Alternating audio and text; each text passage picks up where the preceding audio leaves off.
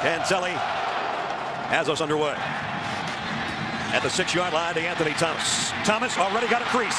There he goes, and there he goes. He's gone. 94 yards on the opening play. Touchdown.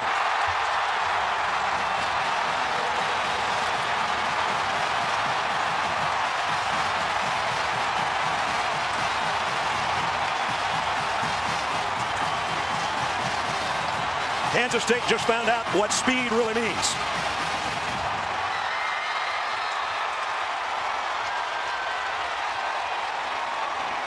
That's a way to shock your opponent in 12 seconds. And now big shift by the Ducks on their extra point attempt. And they're going to try to go for 2 and got it. Dion Jordan. 8-0 Oregon. Well, the kick was perfect. I thought DeAnthony Thomas was actually going to step out of bounds. It was put right on the sideline, but you got to cover with discipline and get off blocks, and Kansas State was not able to do that. Guys were stuck on blocks, and DeAnthony Thomas, you just can't give him room. You've got to get bodies on him quickly because you're not going to be able to catch him if he gets in the open field. And then, why not go for 2, 12 seconds into the game? Dion Jordan on a pitch out. 8-0. Just like that. There's your time of possession right there, huh? Well, that is the 23rd touchdown that's happened in a minute or less for this team this year. And from the time he caught it to the time he hit the end zone, you said they wanted to make a track meet out of it. I don't think there's too many people in the world that could have caught him. You have to get bodies on him quickly. Rob Beard to kick off. Wouldn't Tyler Lockett love to answer? He's capable. He's got a couple this year.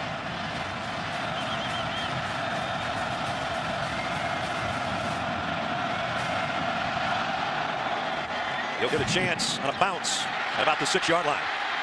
He got outside. Lockett. Nice return. Not a touchdown, but 27 yards out to the 32-yard line. So we said that Kansas State didn't want to get behind early. No, they're behind early, but here comes a guy that has been quite a leader for this program.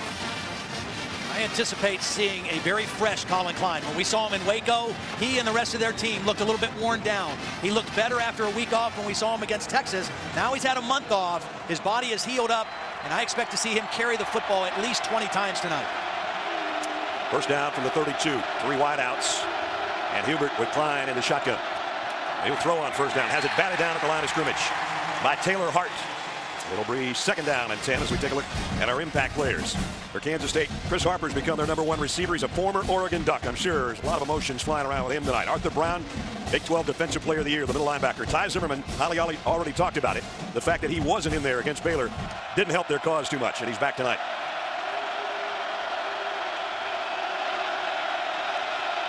On 2nd down and 10. Here comes a blitz. This time the throw is to Harper, and he's got about 8 of it. It's going to be 3rd down and short. One of the things that Kansas State is really going to have to do a good job of is getting the hands down of these defensive ends. Taylor Hart, who knocked down the first down play, is 6'6". Dion Jordan, number 96, is even taller at 6'7". Those offensive tackles are going to have to hit into those guys, get their arms down to open up lanes for those quick throws. 3rd down and 2. This is usually Colin Klein time to run the football. You can see Oregon bunching up inside. A double eagle look to try to stop the inside quarterback run. Wildcats 50% on their 3rd down conversions this year. They'll throw, and first down toss to Lockett across midfield. And Kansas State with a big play there. Well, that was going to be a run, probably a quarterback run, and a change at the line of scrimmage. Too many bodies inside. A nice check at the line of scrimmage by Colin Klein. Single coverage outside, and you get the first down and move the sticks. Nice throw and catch to the 48. Lockett wasn't very effective in that one loss. He was injured, but he came back against Texas and made an impact in that game. Already has here tonight. A lot of times in this formation with the back directly behind Colin Klein, it is option. They want to make Oregon defend the option and test their discipline. Here it comes. And the pitch to Hubert. Got a nice block and cut it up to the 41-yard line. When I talked to Colin Klein, he said, you know, Oregon hasn't seen some of the stuff we do. They haven't seen teams that run option where you have to really be disciplined with the back, with the quarterback, with the pitch man. And they're going to test this Oregon defense. Oregon likes to shift, move, get a lot of different looks on their defense, but you have to be sound against the option. This is where Kansas State likes to be. Second down and short at the 40-yard line. Trying to answer the 94-yard kickoff return for a touchdown. And a yard shy. It'll be 3rd down and 1. And last time on 3rd and 2 they threw. Let's see what they do on 3rd and 1. One of the things we see different with this Kansas State offense than what we saw the 2 games previous to this, a new starter at left guard, Nick Pitts, number 50, the only senior up there, started the opening game, got hurt, missed the rest of the season, and they are really happy to have him back, not just for his talent, but also his leadership and maturity. Again, an overloaded shotgun with Klein, Hubert, and Braden Wilson, the fullback. And here's Colin Klein dropping back to throw again on 3rd down. And overshot Travis Tannehill. It's 4th down and 1. Well, I think they thought they might catch Oregon with a trick play. You know, that was a run down, and I think they're going to go for it on this 4th down. They tried to fake the quarterback run and catch him behind the defense, but Oregon wasn't biting at all. They only went on 4th down 7 times this year, but they converted 5. 4th and 1 here on their opening drive. Follow number 37, the fullback. Usually they like to run right behind him. He's an excellent lead blocker. That's where Colin will go. Tries to bounce it outside, and the Ducks equal to the task. They hold and take over on downs.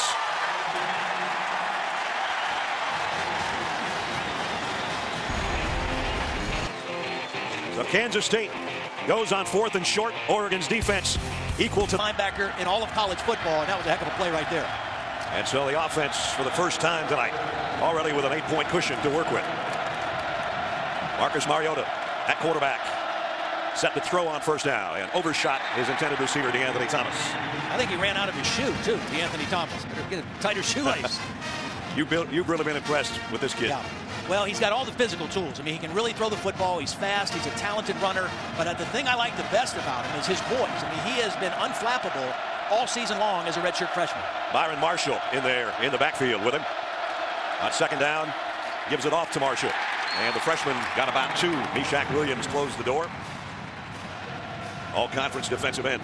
For all the bells and whistles and formations and substitutions that Oregon will use, they are a run-forward first team. They want to run the football. They've had 4 games this year where they've gained over 400 yards rushing. That's where it starts if you want to defend them. Kenyon Barner going to empty out of that backfield. Mariota flushed out of the pocket. He's an excellent runner, too, and he got the 1st down at the 49-yard line. Not only a good runner, he's fast. Yeah, he's fast, and he's got a good feel. He knows when he has to take off. He sees a little crease. Coming into the game, averaging over 9 yards per scramble. That one effective for the 1st down. And here they go with a no huddle. Play action. The throw is complete to the 45, the Keenan Lowe.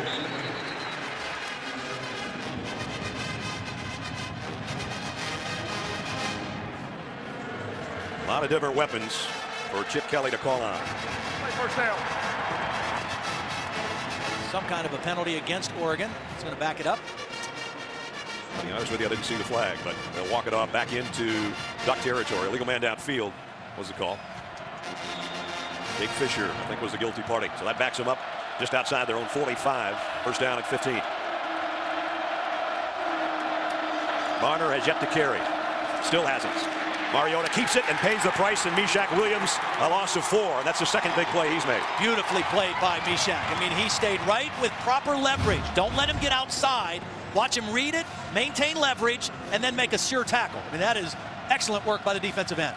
And now you've got the Ducks backed up to 2nd down and 20. Oregon has always been a big screen team on long yardage situations with these quick backs. Barner's first touch, and he's not going to get anything either. Lost another yard, maybe 2. Kansas State's defense playing well. They're affecting the line of scrimmage. Again, that's what you have to do. You have to control the front with your front 7 and make them go sideways. Don't give them creases and open gaps to use that speed to hurt you with. So they went from 1st down across midfield to 3rd and 22 back at their own 39. I think you have to rush the passer under control here. Mariota's already got you once with a scramble. There's Flags another down again. I think might need a tight end. False start. Offense. 15. It's a 5-yard penalty. Still 3rd down. That's a call. Getting loud in here. Yeah. Kansas State brought half of Manhattan with them. There's a pretty good sampling of green and gold here, too, but a lot of purple. Mariota to throw. Fires far side. Got a man complete at midfield. back to basically the original line of scrimmage to Anthony Thomas, but it's still 4th down. Well, unlike Bill Snyder, Chip Kelly does like to go for it on 4th down, but 4th and 10, he's going to play the percentages here and hope that his punter can pin Kansas State deep. Jermaine Thompson, he's had a touchdown on a punt return this year as well. Jackson Rice to kick. High kick. Thompson's going to have to take this one. I thought he was going to fair catch it. He didn't. Didn't get much of a return out of it. Gutsy punt return of 3 yards. Coming up, Heisman failing on a 4th and 1 in Ducks territory. Wilson and Hubert with Klein in the backfield. Lockett in motion on 1st down. It'll be Hubert. And he found a crease. Tough run, 8 yards for the junior out of Waco. You hear the chants of Hubert. He's not necessarily little, he's just short. Yeah, he's put together, physical runner, knows how to find the end zone, 15 touchdown runs this season. He's in the pistol right now behind Klein on 2nd down and 2. From the 19. He'll get it again. And a little bit short, I think. Lacombo in from his outside linebacker position to make the stop. Lacombo was banged up a little in bowl practice. Looks good out there tonight. Another guy that's in there for Oregon. They're happy to have back Wade Kele-Ikipi, number 92. Started the first 9 games and was out with an injury, and he's a big presence in the middle of that Oregon defense. All of Kansas State's 3rd downs have been 3rd and 2 or short. This one's less than a yard. It'll be the 2nd man through, and he's got it. Hubert picked up a couple. Tyson Coleman made the stop as we check in with Holly.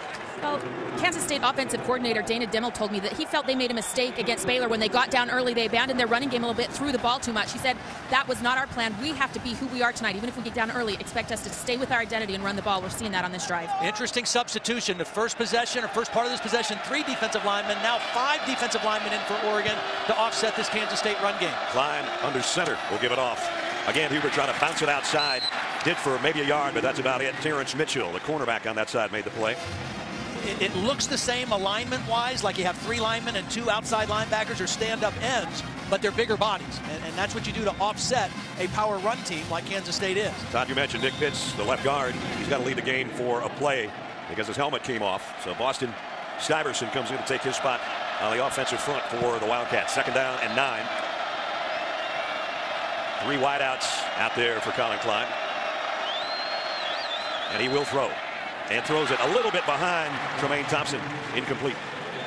I talked about 5 defensive linemen in. Here's a little wrinkle to this. This guy standing up right here like a linebacker is a defensive lineman. He's listed as the starting nose tackle, Ricky Himuli, and he's going to rush right over the center. Just a little different wrinkle from Nick Aliotti to try to create some confusion for Colin Klein. Nothing like looking over there at what you think is a middle linebacker, and he's 305 pounds, and he's coming. 3rd down and 9. So this is their first 3rd and long situation.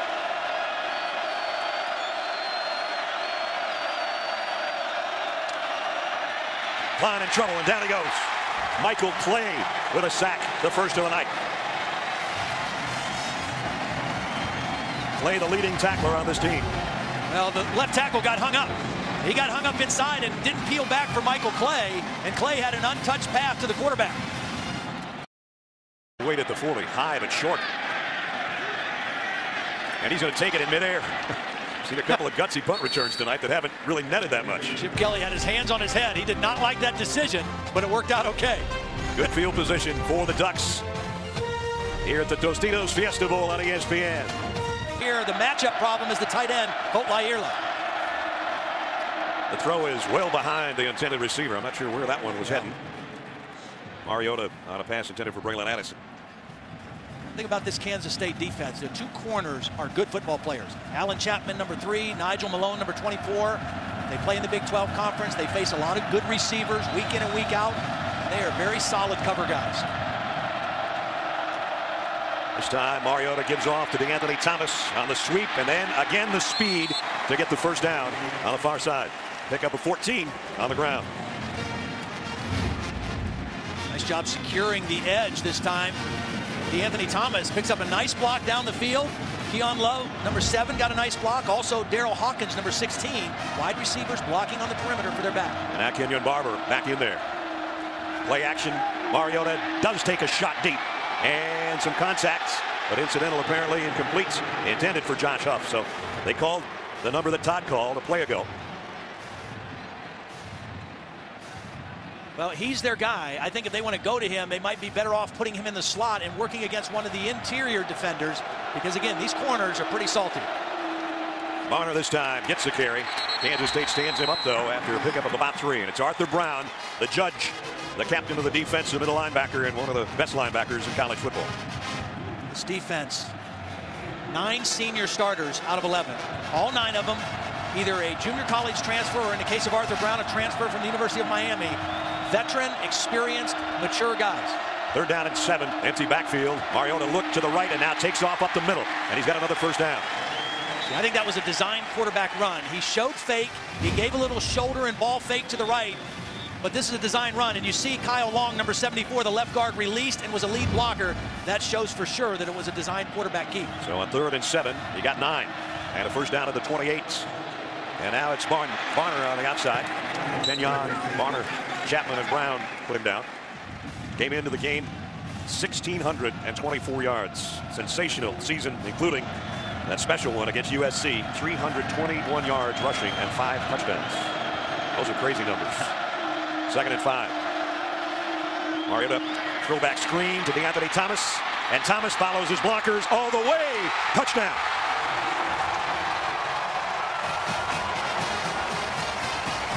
.23 yards, his 2nd score of the night.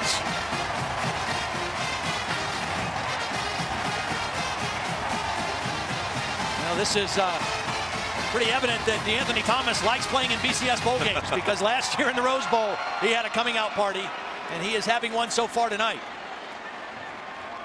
1 on a kick return. That one weaving his way through the traffic for the touchdown. Run for a touchdown. The previous play is under further review. Timeout on the field.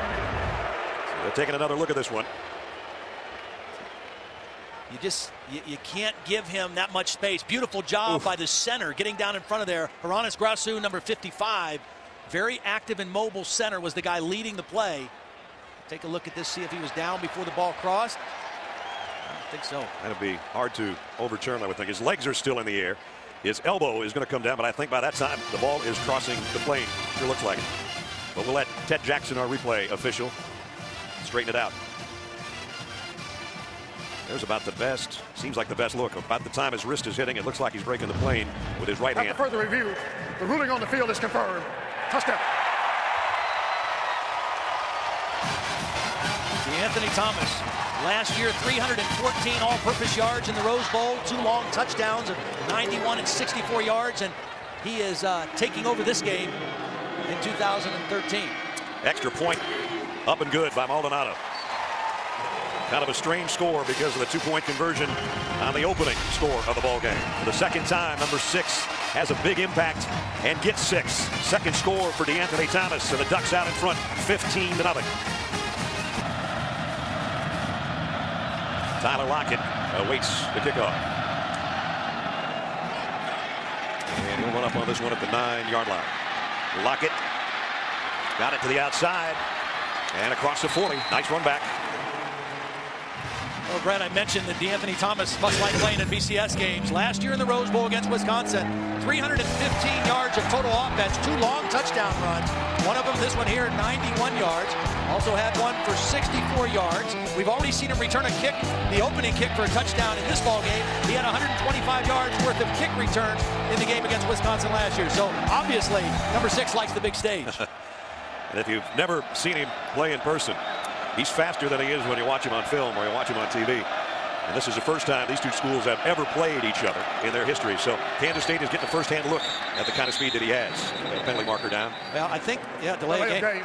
Number 7 on the offense. Just can't have that happen when you just had a nice kickoff return. Well, Kansas State, what they do a lot is they get to the line of scrimmage, they have a play called, and then they try to look to the line, to the sideline, to change the play.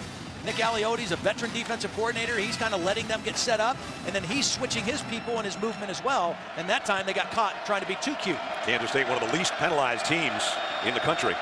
They had a few penalty problems against Baylor, too, the night they lost. And they're scrambling around a little bit here on 1st and 15. They did get this play off. Klein scanning the field. Throws back near side. Oh, man. Almost got Lockett killed on that one. Yeah. And he was late getting the ball to Lockett because Lockett was open as a safety valve early in the play. But by the time Colin was able to pick him up, see, he gets the ball right now. He maybe squirts loose, but the ball was late getting to him. And that was a nice play by the corner. Olomu knocking it out. Ifo Ekpre Olomu. And he's an impact guy. Forced 6 fumbles this year and had 4 interceptions. And as you saw there, he can hit you as well.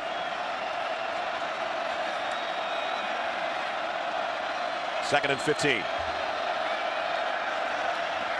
Pressure coming off the corner, and Colin Klein will tuck this one away and get what he can, which is almost back to the original line of scrimmage. Alonzo, Todd made the tackle. It's just interesting how Oregon is choosing to play. Now they're subbing on this 3rd and long, but they're playing a lot with 5 defensive linemen, and then they take their 2 linebackers, Alonzo and Michael Clay, and play them very deep to allow them to read and count on those 5 guys to control the offensive line and free up those 2 linebackers to run around and make plays. Kansas State 2 out of 4 on their 3rd down conversions, but they were short 3rd downs. This one's 3rd and long. Klein going to go deep down the sideline, and his wide receiver Harper got tangled up with Mitchell, and we got a flag. Yeah, that's a mistake by Mitchell because that ball was probably going to be overthrown, and he definitely grabbed and held Harper. Pass interference. Defense, number 27. 15 yards, automatic, 1st down. Ron Cherry, our referee, the officiating crew from the ACC, by the way, tonight. Harper, a former Oregon Duck. Yep. Transferred to Kansas State, wanted to play quarterback. Bill Snyder said, I calmly talked him out of that. Yeah. Said he let him make the decision, but he was obviously pretty persuasive of where he'd have the best chance to play. And he's become a good receiver. Big body. Angelo Pease coming back looking for a block from Colin Klein and got it. And Pease is all the way to the 31 before he's roughed out of bounds. A pickup of 13. It's one of those plays that if the tackle was made on the Kansas State sideline, maybe it's a penalty, but because it was made on the Oregon sideline, there was no play penalty called. I think we have a lineman down also for Kansas State. Here's the hit. Eric Dargan, the safety, number 4, ran him out of bounds and then finished him off well out of bounds. It's Tavon Rooks, the tackle, who's down. Junior college transfer out of Randallstown, Maryland. Well, Cody Whitehair started the game at right tackle because we talked about Nick Pitts, number 50, being back in the lineup at left guard. When Pitts was out, Whitehair was playing the left guard position, and Tavon Rooks became the starting right tackle. So you hope that Rooks is okay, but Kansas State is built right now anyway to carry on with Whitehair at right tackle and Pitts back in the game at left guard. Kansas State is not a long ball kicking field goal team, and so as we see him get tangled up and rolled up on, going off with a little bit of help, the big fella. Getting back to what I was talking about, at the 31-yard line, Todd, they're thinking obviously touchdown all the way just to get back in the game, but right now Anthony Cantelli has had some issues with long field goals. It's kind of a game-to-game thing where the coaches talk to him and say, what's your range tonight? Because it's iffy at times. So, and you don't necessarily ordinarily beat Oregon with field goals. You need touchdowns to keep pace with them. They got a 1st down right now. The Wildcats at the 31-yard line. Blitz coming off the corner. And another good run inside by Pease. And he's got about 13 more. The Oregon guessed that this was going to be an outside option, so they loaded up out here. They were going to bring pressure, but Pease is going to cut this in smartly inside, and Oregon kind of ran themselves out of the play. They left a void because they rushed from the outside expecting a perimeter option, and Pease got inside for a nice gain. So Kansas State in the red zone for the first time tonight.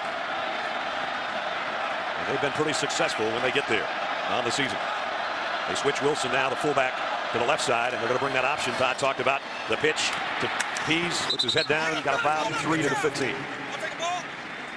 Coming into the game tonight, Colin Klein has run the ball 64 times in the red zone. I mean, he is very effective because he's big, physical, he's a patient runner, and he has good vision. All the things that you want a running back to have, he has that, and because of his big body, he's usually falling forward for extra yards, and that's why he's effective running it in the red zone. Because of taking a sack, 3 rushes, minus 5 yards for him on the ground tonight. Here at 2nd down at 7. They'll keep bringing Mr. Pease. This time he weaves his way for about 3 more. DeForest Buckner made the tackle. And now here's the biggest third down of the first quarter upcoming. A first quarter that has less than a minute remaining. Really the options for Colin Klein throwing the ball here. You've got the big-bodied receiver in Harper and your quick slot receiver in Lockett. Lockett is up to the top, to the right of the formation. Harper down below on the left. And in that pistol set, Klein comes up, lets his lineman know, and now his tailback know as well. What's coming? 3rd and 3. He will do it himself or try, and he's got the first down. 1st and goal, Kansas State. First successful run of the night for the big guy. And see, that's why he's so effective. He's patient. He waited for his lead blocker to be Angelo Pease to get in front of him. He didn't rush it. He had good vision where a crease was, and that big body fell forward for the first down. May not see another play in quarter number 1. But right now it's an 8-play drive that's got the Big 12 champions knocking on the door to open the second quarter. First quarter belongs to Oregon. Countering again with 5 defensive linemen against this offense. Klein has scored 77 of their 104 offensive touchdowns the last 2 years. There's his wife Shaylin looking on. 1st and goal. Looked like maybe Oregon jumped into the neutral zone. Yeah, I think so. Ricky Haimuli, I think, got a head start, and that'll take it half the distance to the goal if indeed that's the call. Offside. Defense number 90. Half the distance to the goal. Still first down.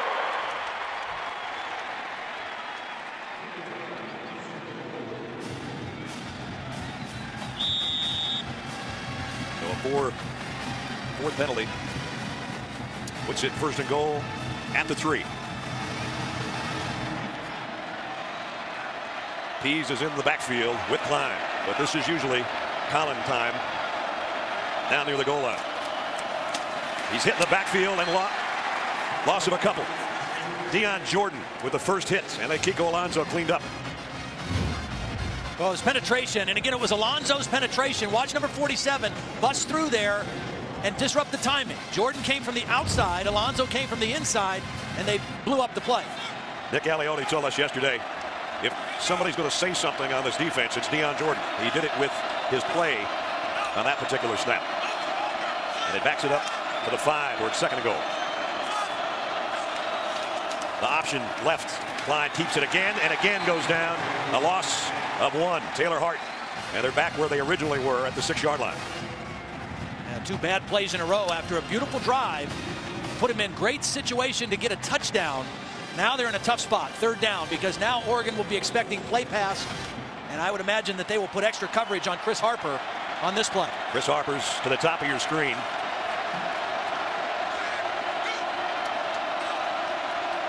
Third down and goal, Kansas State at the Duck 6. Klein looking right, running now, heading to the corner in the pylon. Touchdown.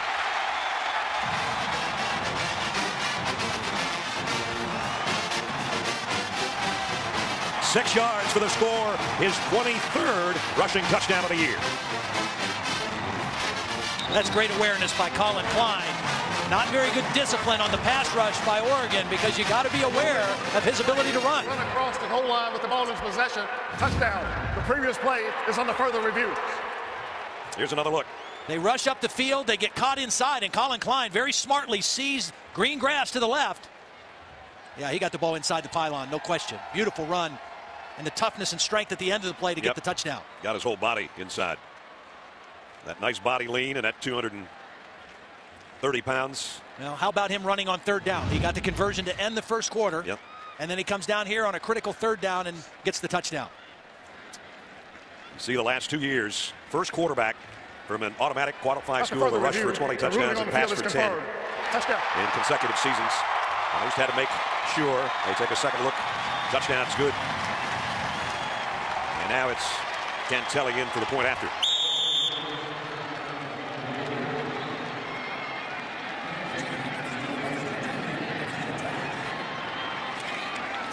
So Kansas State right back in the football game early in the second quarter. Capping off a 58-yard drive in 10 plays. The Heisman finalist Colin Klein, 6 yards for the score. And his wife Shaylin in the stand saying coverage starts Monday, 8 Eastern on ESPN. And you can also watch ESPN. Short kick to the 16 to Keon Lowe. And he's cut down at the 25. Well, they pooch kicked away from DeAnthony Thomas. Pretty smart decision.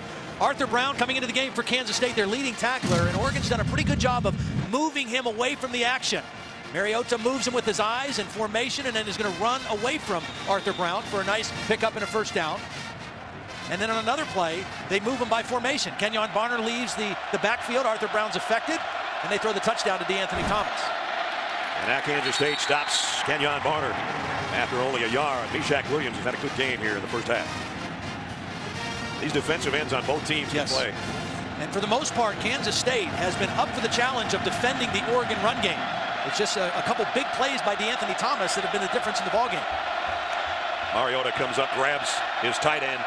Ireland moves him to the other side on 2nd down and 9. Barner trying to pop it outside. They're not going to let him, and it's Meshach Williams again. Well, again, it starts inside with the defensive tackles affecting the line of scrimmage, and they push it back. And when you force quick backs to turn towards the sideline and continue to try to bounce outside, then other guys get there to make the tackles. And the defensive tackles and the defensive ends for Kansas State have played a heck of a ball game so far. DeAnthony Thomas is in a slot to the left. You always have to worry about him, especially the game he's had so far tonight. 3rd and 9. Long ball sideline, and Barner just I think didn't he lost see it. He Yeah, I lost think he it in the lost lights or sight something. of the ball. You called it, and he was open, and it would have possibly been a touchdown. Watch his reaction or lack thereof. It went right where his hands could have been almost. Goodness. Wow. He looked up and never found the ball, and he had Jarrell Childs beat, no question. Again, the roof is closed tonight. Maybe if he could have seen the stars, he would have seen the ball. Jackson Rice to kick. At any rate, big stop for Kansas State. Nice punt. Jermaine Thompson takes it and immediately gets wrapped up by Ekreolu at his own 33-yard line. Last time they had the ball, they had it for 10 plays, 5.5 minutes. Here it's play action, and it's going to be Colin Klein throwing over John Hubert's head as we check in with Holly. Kansas State doesn't release injury information, but from what I have observed, right tackle Tavon Rooks is unlikely to return. They've examined his right leg and knee, and after they told him the diagnosis, he's been sitting on the bench. Teammates have been coming over, kind of passing condolences, patting him on the head. His return does not appear to be imminent. But Cody Whitehair, his replacement, redshirt freshman, but he has some starts in this position this year and has played extensively at right tackle. Cody in there next to Tannehill, the tight end, on the right side on 2nd down and 10. Klein throws crossing route. Tyler Lockett. Lockett broke a tackle. Got a first down. He's shifty. Yep. You know, Colin Klein, he still doesn't have the picture-perfect passing delivery maybe that you'd want at the next level, but he's much improved in his accuracy, and that's a result of better footwork. He worked with Terry Shea this offseason, with a longtime NFL quarterback coach, and they really concentrated on footwork and balance in the pocket, and that's why his passing percentage is so much better this year than a year ago. 66%, in fact. Mariota, the redshirt freshman on the other side, 70% completions on the year. First down. Klein maybe will throw again. Not now. It's in his left hand, and he's going for what he can on the sideline. He's run out of bounds on the Kansas State sideline, and still no flag, and the fans let the officials know that they're not crazy about that. What a beautiful block by Hubert. Colin Klein, when he made the decision to go, Hubert picks up the block, and I think for the second time, it's not the initial contact, it's taking him down at the end of the play. I think you saw Coach Snyder pointing to the head linesman. Hey, he was 4 yards out of bounds when they took him to the ground. Well, he knows his quarterback takes enough legal hits during the course of the game. He doesn't need to take an extra one on the sideline. 2nd down and 4. Play action. He throws one out, and a one-handed catch by Tannehill, the tight end, good for the first down. And don't you feel the Kansas State offense settling into the game a little bit better? Yep. They're getting a little bit more confidence, a little bit more productivity.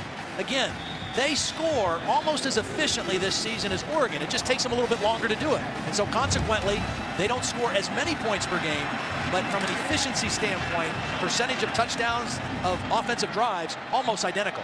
They've got another first down at the 42. In a pistol, John Hubert behind Colin Klein. And now again they shift and bring Wilson, the fullback, into play in the backfield. Again, this is Hamuli, who's a nose tackle lined up as a linebacker. And Wildcats going to take a timeout. They were running out of time again. A little over 10 to play first half. 15 minutes remaining in the first half.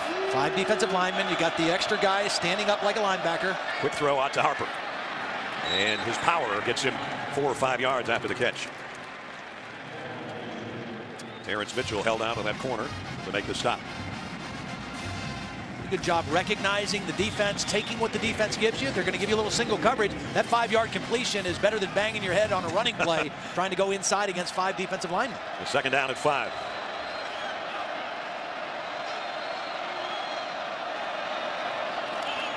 Klein, plenty of time, throws a crossing route to Harper again. Harper puts his head down, and did he get it? Yeah, he did. Looked like he might have. And with that spot, he will.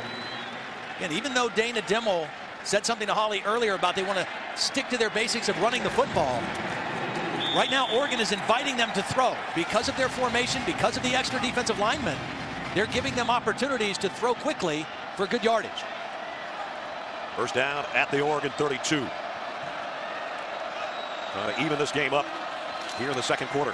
Slip, and Hubert only got about a yard. We talked about Chris Harper being a former Oregon Duck player. In 2008, he was the first player in 8 years in Oregon program history to run, catch, and pass for a touchdown in the same season. And then he converted after you see that throw probably right there from quarterback to wide receiver. And against UCLA, full-time duty at wideout at that point before transferring to Kansas State. He's become a very good player. Big body, kind of a hard guy to bring down. Second down and 9. Hard guy to bring down and a hard guy to get around on quick throws. Just got the play off. Klein, plenty of time. Pump fakes, comes back to the other side, complete to Hubert, and he's going to be 3 yards shy of the first down. Look at Chip Kelly just walking down the sideline, and you can just tell, you know, this tempo that Kansas State is starting to develop and starting to establish. This is not what he likes. He likes to have the ball and be able to go fast. Colin Klein's hit his last 5 passes. If he hits another one here and they can extend the drive, that's more time on the sideline for the Duck offense. Another third down at 3. Duck show blitz. They slip trying to do it, and the throw's complete to Harper. Harper, and again, just like we talked about, hard to bring down. First and goal, Wildcats. Pickup of 21. The quick throw against the blitz, the big body just shield the defender. Perfect timing by Colin Klein, and another first down. Good call, good execution, good job picking up the blitz by a Kansas State offensive line. And those two guys can't do any damage sitting on the sideline without their helmets. First and goal. Nemechek, the extra tight end in there, is an extra blocker. Here comes Huberts. Just a yard though. Emuli in on the stop. Second down and goal. Again, very methodical for Kansas State. I don't think they mind if it comes on second down or third down because they want to eat as much clock as they can as well here in the second quarter. Ledge, their touchdown drive was 10 plays. This is an 11th play coming up right here. Now they go to 3 wideouts. Second and goal at the 3. And Colin Klein will try to do it himself. Barely got a yard. Whoop. Look out. Almost a forearm thrown by Alonzo at the end of that play. Well, they just didn't get enough push on the left side. And again, that was Nick Pitts, who was in there, number 50, who got driven back and kind of disrupted the flow and the timing of the play. And that could have been a helmet to helmet, not just a forearm. Yeah, well, here comes the forearm. I didn't see the helmet to helmet the first time. That's 2 hits that both could have been called on Kiko Alonso. Remington is the player that was down and coming off.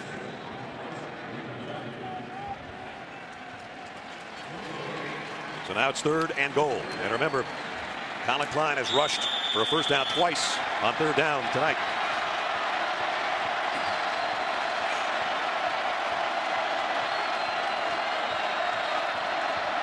Now Harper looks like single coverage up top. That might be what Colin Klein's checking to right now. That's the short side of the field from that spot. Option pitch to Hubert, going nowhere. They lost yardage.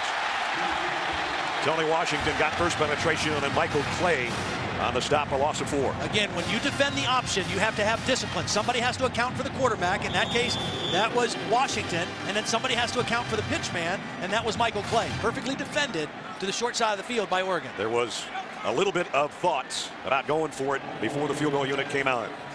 Cantelli 18 out of 21 on the year. This should be a chip shot from the left hash. A 25-yard field goal attempt. Cantelli tucks it inside the left upright with 5:21 remaining in the half. 1 possession game now. The lead down to 15-10. Cantelli, short kick, taken at the 9 by Keenan Lowe. And Lowe got outside as well. Out across the 40. Another big kick return for the Ducks. Well, so far tonight, Kansas State's defense has done what you have to do against Oregon's run offense. That's disrupt the line of scrimmage, change the line of scrimmage, and tackle the ball carriers before they get a chance to get upfield with their speed. And they've done that. So far, Oregon has only run 16 plays in the first half. This is a team coming in averaging over 80 a game. But I did say so far. There's still 5 minutes left in the first half. You got that shot from the DirecTV Ultimate Picture Cam on that last play. Todd's talking about total plays, and we talk about time of possessions. Meshach Williams, another stop there.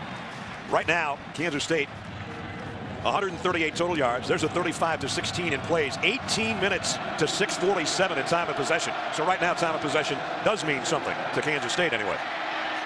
Mariota running out of time and has to flip this one to the sideline. I don't think anybody watching this game tonight anticipated the Kansas State defense doing this to Chip Kelly and the Oregon offense. And it starts up front, controlling the line of scrimmage, stopping the run, and that disrupts everything that Oregon likes to do. Mariota is 2 out of 7 throwing the football, and he might be ready to throw here again on 3rd and 7. He will throw quickly, but again, great hit put on from the secondary. Justin Tuggle actually from the linebacker position on Josh Huff. Not a bad hit for a guy that was a quarterback up until about a year ago. Yeah, well, his daddy was a pretty good linebacker. That's He must have taught him a thing or two. Second straight 3 and out. Something that it's very hard to do against Oregon. So Jackson Rice to punt. Jermaine Thompson has made some gutsy punt returns tonight, choosing not to fair catch the football. And this is a fake, and it's an option. And the pitch to the punter, and he's not going to get there. Kansas State comes up with a big play on special teams. When you defend the option, you got to account for the quarterback, and you got to account for the pitch man. Well, this wasn't your normal option, but Kansas State defended it perfectly. Watch him defend Clay. He's the quarterback. Now watch him defend the punter, the pitch man. Well short. Perfect disciplined defense by the Kansas State special teams. One of the best special team units in the country in almost all phases, and proving it right there again. And Ty Zimmerman says, no, sir, not this time. First down. This could be a big emotional boost again for Kansas State. They've scored 10 unanswered points, and they've got it at midfield. Colin Klein going to throw to his safety valve out of the backfield. Pease, and he's got another first down. Great decision, because they went for a deep play off of play action after the huge play by the special team, but Harper was not open. So Colin Klein, a good decision, dump it off, pick up a first down, keep your momentum going. Brett, I wonder if that going for the fake punt there is a little sign that Chip Kelly's saying, hey, wait a minute, we're getting a little desperate here. We need the football. I think you're definitely correct on that one. First down at the 38. 2 tight ends and a fullback in there. And on the option, it's Pease, and he wants to throw. Hit, and now does go deep. Man out there. Oh, at the goal line, broken up. Brian Jackson got there in time. Because Pease had to double clutch that and reset, that enabled Brian Jackson to come from beaten to make the play. If Pease is able to throw this on time initially, this is probably a touchdown, because Harper ran by his man, but Jackson came from the inside and knocked the ball away. I got to say, though, Pease, he spun that baby pretty well, didn't he? He sure did. So Kansas State pulling out a couple of stops. 2nd and 10. Hubert back in with Colin Klein in the K-State backfield. Klein wanted to throw. Now scrambles around and throws this one out of bounds. Save it for another play. Taylor Hart was giving chase. I'll tell you what, this Oregon defense has responded well also. You know, even though Kansas State's offense is starting to get their footing a little bit, when they've gotten close, the Oregon defense and Nick Aliotti's group has really tightened it up. Colin Klein had hit his last 7 passes before that one. And now it's 3rd and 10. They've done well on 3rd down so far in this half.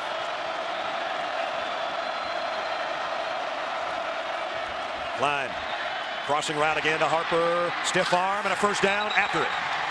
See, that's the strength of Harper. You know, a smaller receiver might get tackled there short of the first down, but because of the size and strength of Harper, he's able to stiff arm Terrence Mitchell and pick up the first down. 234-pounder, and watch this stiff arm coming up, and says nope, not on this play. And a first down at the 27. He got 11 on 3rd and 10.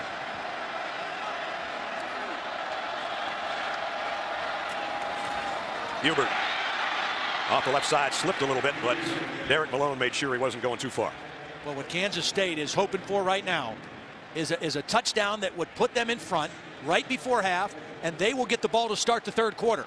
You talk about wanting to seize and capture momentum. That's what Kansas State's trying to do right now. There's your guy. Yeah. Modern family.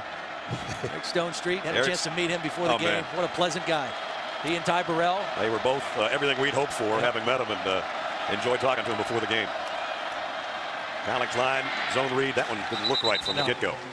There wasn't a mesh there with his tailback, and not much of a fake. There's Ty Burrell. He said, I'm the only guy in my family, and my entire family went to Oregon, but I'm the only guy that went twice and still didn't graduate.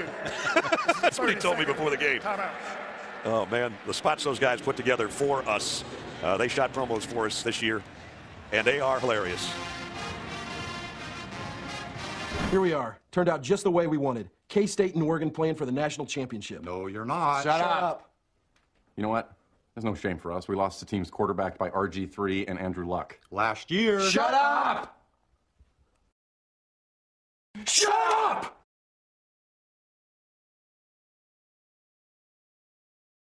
Oh, man. Delightful guys to be around. We thank them for their help with those hilarious spots we've had going on this week. 3rd down 6. Well, last time it was a crossing route to Harper. He's an outside receiver this time. Tannehill, the tight end, is in the slot of the 3 to the top. And here's the slant the other way. And it is Harper, but forward progress. Let's see where they're going to spot it. Pickup of about 5.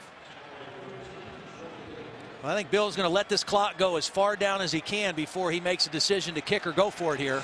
Got 2 timeouts left. Cantelli's got the chin strap buckled. But right now the offense comes up to the line on 4th and 1. They were stopped once in the first quarter. Maybe just trying to draw them off sides this time. But Klein telling Pease, calm down, we got this. Oops, and now there's motion on the left side. It's a false start, and Kansas State tricked themselves. False start. 78 offense. It's a 5-yard penalty. Still 4th down. And now he says, let's go kick it. That's hard for those big guys. Be in that stance and listen to that hard count. But clearly, Colin Klein was just trying to draw the penalty, and then they were going to call timeout right before the clock went out. So Cantelli hit a 25-yarder earlier, and now he's going to try from 40. 42 is his season long this year. Trying to make it a 2-point game. Anthony Cantelli, kick on the way, and it's wide left. And there's what we talked about. They've had some problems with longer kicks this year, and they miss an opportunity to make it a 2-point game. The Oregon defense in the first half this season, they gave up 24 points to USC, but against everybody else, they've averaged only 7.5 points per game in the first half. 10 on the board so far for Kansas State, but it could have been more. Pretty good defense there after the sudden change, after the missed attempt at the fake field goal, or the fake punt. Nice job. That false start didn't help. No. That was a 5-yard longer kick. Yep. A minute to go. It's about how long it takes Oregon to score usually. Here's the tight end, and he's got it out across the 45-yard line before a swarm of purple hits him. A little surprised they haven't tried to go to him more. He's a real mismatch. A big physical tight end, 6'5", 250, and can really run. First down for Oregon since there was 3:46 remaining in the first quarter. That's how long Kansas State's kept it out of their hands. But here's Barner now, down to the 41. The last time they had the ball, they had 5 minutes, and they went 3 and out. Now they have 50 seconds, and they got something going. First down at the 41-yard line. Pump fake. Mariota going the other way now, still scanning the field, and he'll just dump it to the Kansas State sideline. 31 seconds remaining in a half. Oregon 2 timeouts remaining.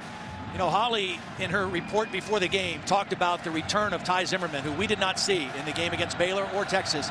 And you can tell what a difference he makes. His presence, his leadership, his ability to get everybody lined up in this defense, along with Arthur Brown at the middle linebacker position. And, of course, he made the play on the fake punt as well with a tackle.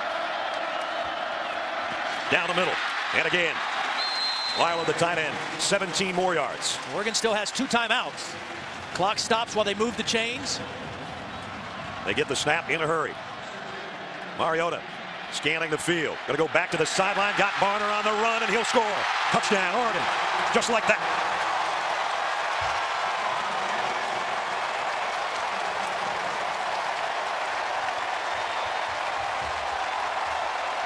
So that's a 24th touchdown in less than a minute this year.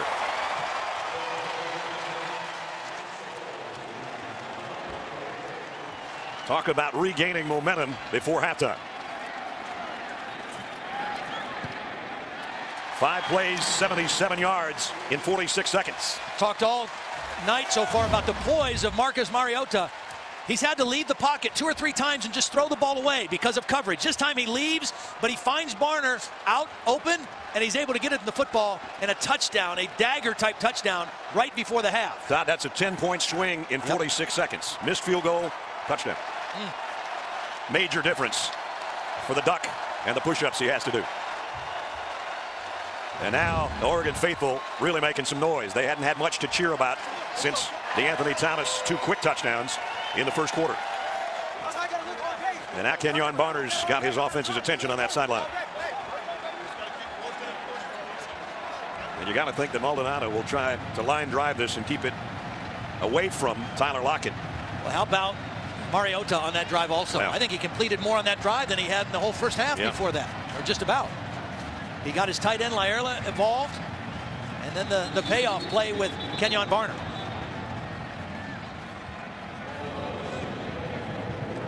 Now Maldonado will re-tee it. And again, you don't want to put this in the hands of Tyler Lockett if you can help it.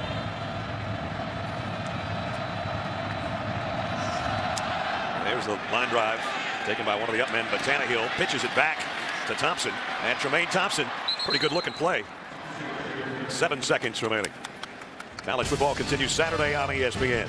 It'll be Pitt and Ole Miss, 1 o'clock in the BBVA Compass Bowl. Saturday, 1 o'clock Eastern on ESPN, and also live on the Watch ESPN app. Well, we've got probably 1 play remaining in the first half. Disappointing final minute for Kansas State. I don't know, maybe they'll take a shot. They've got 3 wideouts down here to the bottom of the screen.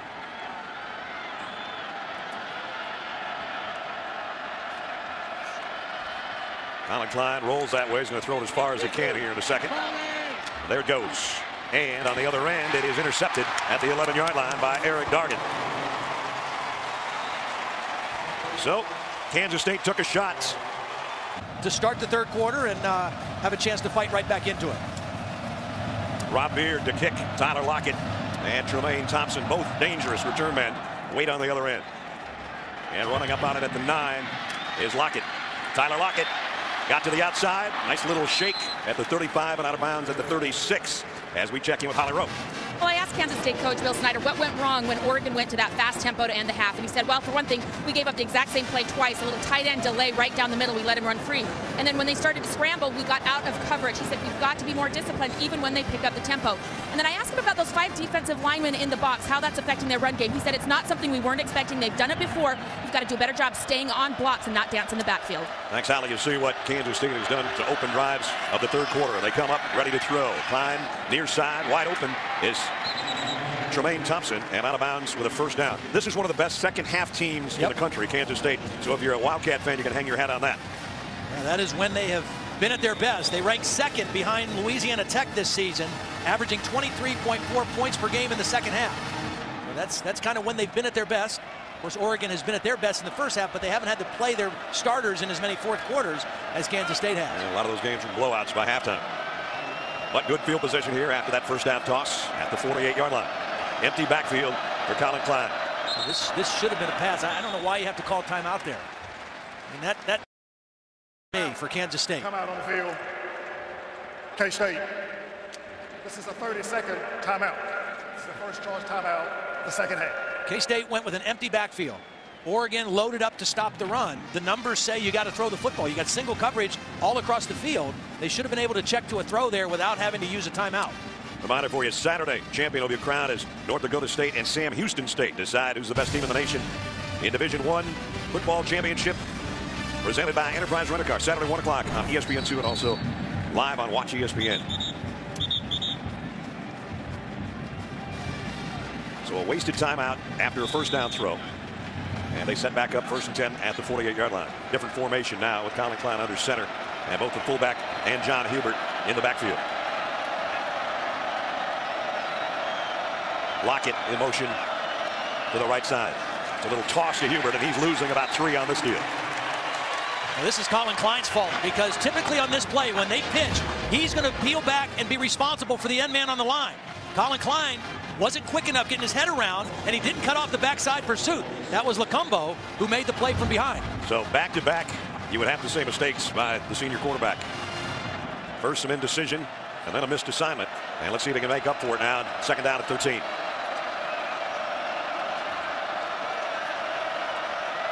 Again, play clock is winding down. Klein wants to take off. And now he's going to throw across his body. Incomplete, intended for Harper. And Ekere Olomu over there to make the play. Now, this is not what Bill Snyder wanted to see his offense produce coming out of the locker room. They got a good kickoff return. They had an initial first down, and now a couple plays that have not looked too good, and a wasted timeout, and now 3rd down and 12 in front of them. And they've got to get all the way to the 42-yard line for a first down. This is their longest 3rd down attempts so far tonight.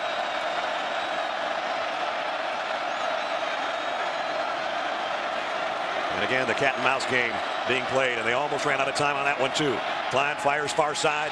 Kind of a dangerous throw because Ekere Olomu was closing quickly on Tremaine Thompson over on that far sideline. It's just not a good possession. You know, that one you called it.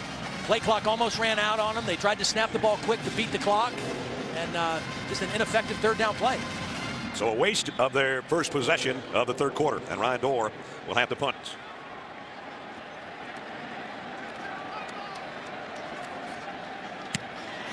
High kick, but short. Braylon Addison's got a call for a fair catch in some traffic, and makes a nice catch at the 23-yard line. Ducks in front. Kansas State is the leader in the nation in turnover margin at +21. And -1 tonight on that interception of the final play in the first half thrown by Klein. Loss of a yard. John Sua made the tackle. Sua and Latui, the 2 inside defensive linemen, have played well tonight. They've done what you need those inside guys to do: create penetration and stop the inside zone run of Oregon. Kenyon Barner hasn't done much as a runner tonight, but as a receiver he has. Mariota goes downfield. Wow, what a shot. Jared Milo says hello. And a good clean hit. He didn't lead with his head. He came in with the shoulder, separated receiver from football. And that's just good hard-nosed football. Whoa, and Darrell Hawkins felt the impact on that one. And it brings up 3rd down and long. I would say if you're Kansas State, you better be aware of Lyerla, the tight end. Hurt you right before the end of the first half. Mariota on 3rd and 11. Blitz coming from the secondary. Has to reload and now trying to run for it. And he got there and then some. Nifty run by the Ducks quarterback. First down. 15 yards on 3rd and 11, Ledge. Got up hobbling a little bit at the end of this play, but boy, what a great decision to break a couple tackles here and stay in bounds instead of running out of bounds, getting that extra yardage for the first down. Now they go to Kenyon Barner, and he weaves inside to the 39. Again, a guy that had a tremendous regular season, over 1,600 yards, 21 rushing touchdowns. Tonight's been held in check by that front wall of Kansas State. Here's the throw out to the mismatch problem. Lyerla again, first down. Picked up 12 more. This guy had 8 touchdown catches on the year from that tight end spot. So they're not all about just flash and dash with guys in the slot. And now Barner runs the other way, and he's into the secondary. To the 30-yard line. He just popped out the other side. See, Chip said he needed to call a faster game. They're in a much faster tempo to start the 3rd quarter, and that play, Kansas State did not get lined up in their run defense. The quick snap caught them off guard, and they got a big run from Barner. 19 yards for Kenyon Barner. Now they fake it to him, and they throw complete. Josh Huff. And Huff's got it to the 15-yard line. This is what Baylor did to Kansas State in Waco, the game we did. They played at a very fast tempo. Oregon, play for play, is even a little bit faster than Baylor. Mariota to the end zone. Overshot a wide open Josh Huff. Well, he knew it too. Yep. You know, I think he felt like, you know what, I'm holding this ball too long. I better get rid of it. And right as he released, he said, oh, man, he was open. And he still had some time left. So that at least gives Kansas State a chance to catch its defensive breath for a moment. Well, who can establish tempo? For 29 minutes, Kansas State did. The last minute of the first half, Oregon did. And right now, they're controlling the tempo. Second down and 10. Mariota's in trouble, and he got away and throws on the run, but it's too high for DeAnthony Thomas. Mariota again showing his athleticism in the backfield. Violet Tui was giving chase back there, and it's 3rd down and 10. I thought it was interesting when Chip described Mariota to us. He said, he's the ideal fit for our offense. He's a quarterback who can run. Not a guy who can run who can also throw a little bit. Not a running back who can throw. He's a quarterback who can run. 3rd down and 10. Play action. He's in trouble again, and he can run. Coming back the other way, and incomplete. Nice job by the defense and Nigel Malone to break up that play on the sideline. Yeah, the receiver, Dungy, I think, was just trying to keep his feet in bounds, and he was concerned with the sideline and didn't tuck the ball away, and Malone made a nice play to knock it out. So, stop for the Kansas State defense, and Maldonado will come in for the field goal attempts. It's going to be about a 32-yard field goal attempt. Trying to add to the lead. Kick on the way, and it's perfect. Maldonado tacks on 3 more, but still, Kansas State with a stop assures that this is a 2-possession game right now with 11 minutes remaining 3rd quarter. Get that 3. Jermaine Thompson, Tyler Lockett, both who averaged over 33 yards a kickoff return back deep. And it's Lockett from the 1. And Lockett behind Jermaine Thompson's blocking across the 35 and out to the 41-yard line. They keep giving Kansas State good field position. Now they got to do something with it. Well, coming up on Monday nights, number 1 against number 2. Fighting Irish looking for their first national championship since '88. The Crimson Tide looking for their 3rd in the last 4 years. Coverage of the Discover BCS National Championship starts Monday night at 8 on ESPN. I'll be down there, and that will be that game will be decided in the trenches. There's no question about it. Good news for Alabama. Barrett Jones, their center, says he will play. Has not practiced very much, but says he'll be good to go. Colin Klein on 1st down. Down the middle and in and out of the hands of Tannehill. He should have had that one. Alabama and Notre Dame, those 2 defenses, how about the way they played this year? One doesn't give up yards, one doesn't give up points. They don't give up much to anybody, actually. A lot of talent on the field. It was funny because a lot of people thought, myself included, there'd be a little bit of a drop-off for Alabama's defense after losing so many guys off the team last year to the NFL, but played at a very high level. Colin Klein has only hit 1 of his last 5 passes, and that last one Tannehill should have caught. And he's hit as he throws. Incomplete. He took a pretty good shot from Eric Armstead just as he was trying to deliver that football. Well, Oregon is baiting and inviting Kansas State into the game that they want, and that is forcing Colin Klein to throw more than they can run the football. And that time, the guard, Pitts, just got shoved right back into the face of Colin Klein. This is not their comfort zone to drop back and throw on 3 downs in a possession. But the formations and the personnel of Oregon are forcing him to do it. That's what they had to do against Baylor in their only loss of the season. Klein hit as he throws again. That one almost made it to Harper, the receiver. And this time, Tony Washington made Colin Klein hit the deck. See, this is a fast Oregon defense. They're not necessarily big up front, but they're fast and they can rush the passer. And on 3rd and 10, they're not worried about run. And they're not worried about quarterback scramble. All they're worried about is hitting the quarterback. And that time, Washington did it. And much like Kansas State, they were plus 19 in turnover margin coming in. They have 1 interception tonight, and then 2 big hits on the quarterback on that series. And flag on the fair catch, as Jonathan Truman didn't give the return man enough room to make the grab. I think Truman got blocked into it, but he also tripped up the return man. So even though it was a clean catch, it's still a penalty on Kansas State. Here's the call. Kick catch interference. Kicking team number 21. 15 yards. 1st down. Boy, and you don't want to give them 3 yards, especially when they can score so quickly. Unbelievable. Here's Mariota on the run. Great wheels and great speed, and all the way down to the 29-yard line. A 32-yard romp by the Oregon quarterback, and here they are as fast as they can get everybody to the line, ready to run another play. Nice read. Little zone read by Mariota. Now they whistle that play dead. Might have had a false start.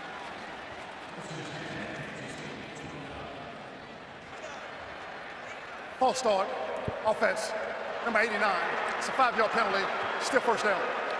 You know, normally the trickle down of what's popular comes from the NFL to college, but the reason that you're seeing more NFL teams go up tempo is because of the duress and the stress it puts on a defense play after play after play. And as good as Kansas State has played, this tempo is starting to get to them a little bit. And of course, the zone read is RG3 doing it in Washington, Cam Newton doing it in Carolina, Russell Wilson doing it in Seattle. That's got a little bit of a change too, especially with all those young quarterbacks. You got to be a little bit more careful how much you run your quarterback in the NFL, but the addition of it and the addition of some no-huddle tempo has really caught on. And here's Barner, and he broke free. I don't think his knee ever touched, and he's inside the 15. Great balance by Kenyon Barner. I think Kansas State thought they had him down. Sometimes big physical. Well, that looked just like the Michael Dyer run when Auburn beat Oregon for the national championship a couple years ago. When everybody stopped except Dyer. He ended up being the MVP of that game. You know, sometimes big physical teams wear you down by just punishing you and hitting you and hitting you. I think Oregon wears people down because they just keep going fast. They keep going fast. And your tongue's hanging out. That's right. Your tongue's hanging out, and all it takes is one missed gap, one missed assignment, one missed tackle, and it's 6 points for the Ducks. Barner flares out of the backfield. The throw is a wide receiver screen, and Anthony Thomas paid the price for that one. Violet Tui let him have it. And it's 3rd down. These two backs, Barner and Thomas, are not guys who are going to break a lot of tackles, but they do break ankles. I mean, because they can make people miss now in space if you catch up to them. Yeah, you got to catch them first. 3rd and 3. Mariota gives it off to Barner, and he's got it 1st and goal. Needed to get to the 4 or just inside, and he got down to the 3. Just not seeing the same control of the line of scrimmage by Kansas State as we saw in the first half. That's their bread and butter play, the inside zone run. And that was a clean look for Kenyon Barner to pick up the 1st down. He actually got it to the 2, where it's 1st and goal. High snap. Mariota handles it, and he's going to cruise to the corner. Touchdown, Oregon.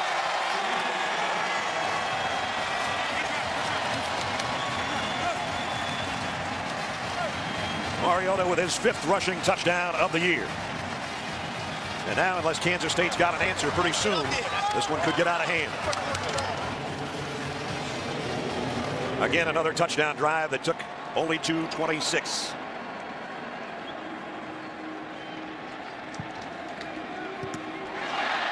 And that one's blocked by Boyd. Flips it around, trying to get it in someone's hands to take it the other way. And so no further damage. The blocked extra point, but still 31-10. Well, Marcus Mariota, we told you he had great wheels, had an 86-yard run earlier this year. This one was good for over 30. And then it got him down close. He handled a high snap, got to the corner. Chip Kelly's offense under kick returns all night, as they have all year. But after those kickoff returns, it's Kansas State's offense that hasn't been able to do too much with it. This one takes a hop for Thompson at the 11. Jermaine Thompson, and again he got the corner and got out over the 35-yard line before he's blasted out of bounds. Let's check in with Holly. Well, during that last drive, you were talking about how different things can translate to the NFL, and I wanted to confirm for you, I did speak with Oregon's athletic director, Rob Mullins. He has had more than one NFL team contact him and ask for permission to speak to their coach, Chip Kelly. He said he did grant that permission, but he asked the NFL teams to please honor their kids, let them finish out this season. They deserve to have everyone's full attention for this game. He said the NFL teams have been great, and as reported, some of those interviews are possibly set up for tomorrow. All right, Holly, thanks. For the 38-yard line, 1st down, Kansas State. They need some offense pretty soon here. This is Pease. He's done a nice job running the ball, but only got about 3. And, you know, Todd, we talked about Chip Kelly and what might happen. There's their offensive coordinator and quarterback coach, and his name has come up if Chip Kelly were to go somewhere. But that's a ways down the line. But I asked you a couple hours ago whether you thought it would have any effect on the kids, and I guess it has. No, I don't think so. And again, even before Chip became the head coach, when Mike Bellotti was the head coach, that idea of win the day, focus on the task at hand, has been something that Oregon has really adhered to. And I think it's showing tonight. Pease trying to go wide. Defense not going to let him. Kiko Alonso again, and another loss. We can't say enough about this Oregon defense tonight. You know, in the first half, when their offense was struggling, a couple uncharacteristic 3-and-outs, the defense held strong, particularly in the red zone in that first half. And right now, they've got the game in the position that they want. Kansas State only 11 yards so far in the second half. And here they are at 3rd and long again. And now they're down to 50% on those 3rd down conversions because some of the earlier ones were short yardage. Colin Klein throws short, Lockett in and out of his hands, and it was Alonso again, the middle linebacker. The captain of the defense. Now, these two inside linebackers, Alonso and Clay, are very active. Alonso a little bigger, fast, physical, has a nose for the football, as you see right there. Gets that helmet right on the football and pops it out of Lockett's arms. So Dorr has to kick again. with 6.5 to go in the third quarter.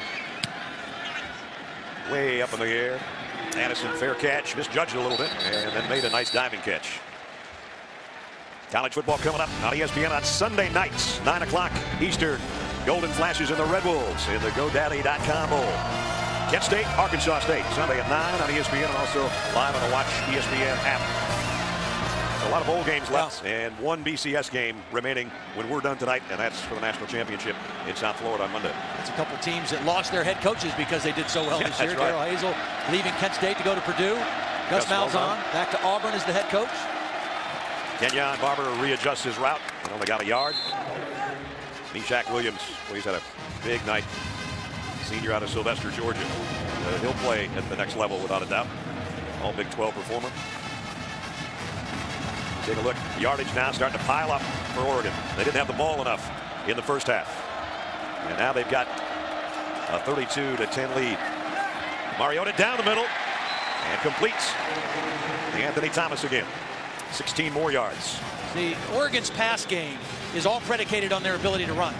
And a couple good runs by Mariota, a couple runs by Barner have opened up some of the play action things down the middle. It started right at the end of the first half with the tight end, and now they've got more going on here in the third quarter. Here's Barner. 7 more for Kenyon Barner before Kansas State's defense can track him down. You know, you like the poise and the leadership of Barner because he didn't have much room to run in that first half. They had him pretty well bottled up. Things are starting to open up a little bit for him here in the third quarter. Got 7 more on that carry. Second down and 3, play action. Mariota's going to take a shot. And he's got his man, but he dropped it. But there is a flag. In fact, there's 3 of them out there. Josh Huff, had he been able to hold on, would have had a touchdown. And Randall Evans was the guy covering. Reach out in touch. Pass interference. Grabbed him. Defense, number 15. It's a 15-yard penalty, automatic, first down. Josh Huff is their home run guy. The big play guy, and he ran right by Evans, and Evans grabbed him instinctively to prevent a touchdown. And he almost caught it anyway. Yep. So better than another score anyway, but the walk-off, once they move the sticks to the 42-yard line.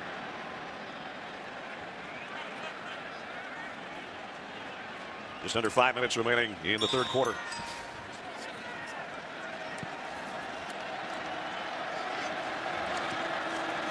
Mariota on a quarterback draw. And again, Kansas State, even when they get to him, they've been unable to force a turnover. They could use a fumble or an interception right now, and instead they're on their heels again. Mariota finally throws on the sideline. Would have been a tough throw to try to tuck it in there to Josh Huff. Alan Chapman was covering for Kansas State. So here's a third down stop that Kansas State really needs at the 4.5-minute mark. Well, my guess would be Chip Kelly's looking at this as 2-down territory. I mean, he's not going to try a field goal from this distance. And at this point, with this lead, I don't think he'll punt. He'll go for it here, regardless of what happens on third. Barner empties the backfield. Mariota throws short of the first down, I think, to Rashawn Vaughn. Yeah, about a yard shy. But as Todd said, here's 4th and 1 now at the 33-yard line.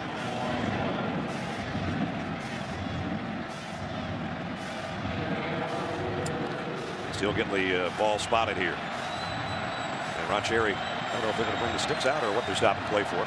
I think they are, and this probably helps Kansas State. It slows Oregon down, slows their tempo down, and gives those big inside guys a chance to catch their breath because they desperately need a stop here if it is short. It's short by almost a yard. Oregon fans booing the measurement because they couldn't keep that pace up. As Todd said, gives K-State a little breather here with a 4th and 1 upcoming. Typically in short yardage, they like to run to their left side behind their left guard Kyle Long, left tackle Tyler Johnstone.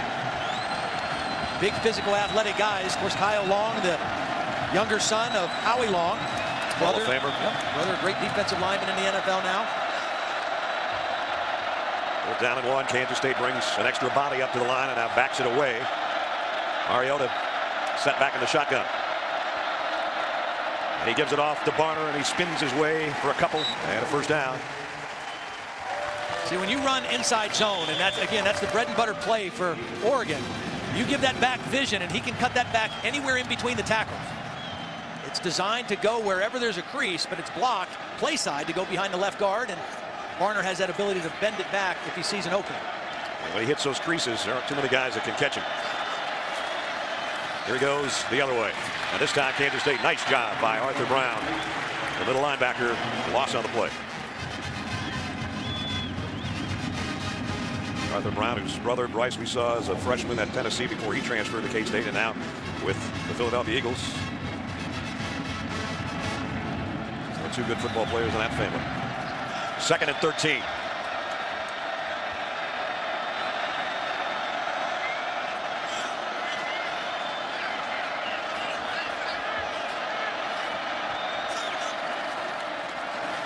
Varner met in the hole after a short game.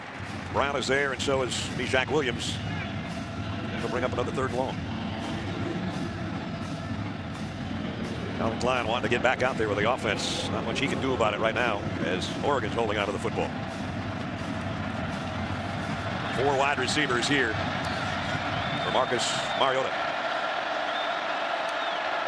The tackle is really set back deep on the right side of the line. Looked like an illegal formation almost.